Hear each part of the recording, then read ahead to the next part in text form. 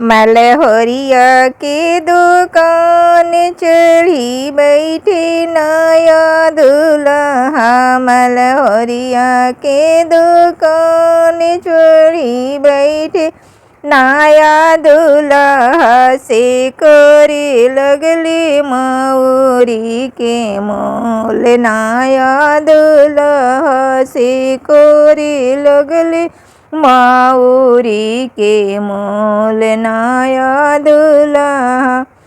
मौरी के मोल तो से ना है दूल्हा। मौरी के मोल तो से ना है दूल्हा। से लेते आना पापा जी के साथ नया दूल्हा। से लेते आना पापा जी के साथ नया दूल्हा। बजजवा के दुकान चढ़ी बैठे नया दूल्हा। बजजवा की दुकान चढ़ी बैठे नया दूल्हा। से करे लगले सटवा के मोल नया दूल्हा। से करे लगले सटवा के मोल नया दूल्हा। सटवा के मोल तो से ना है दूल्हा।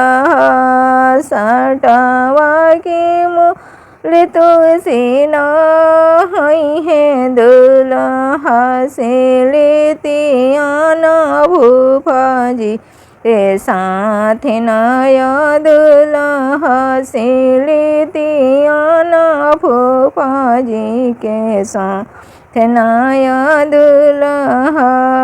मचिया के दुकान चढ़ी बैठे नया दूल्हा।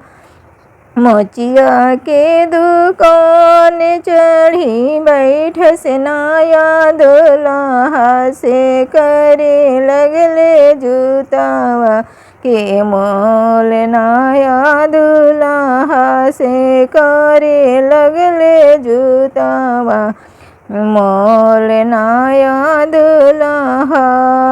जूतावा के मोल तो से ना है दूल्हा। तावा के मोल तो से ना है दूल्हा। से लेते आना भैया जी के साथ नया दूल्हा। से लेते आना जीजा जी के साथ नया दूल्हा। से ते आना जीजा जी के साथ नया दूल्हा।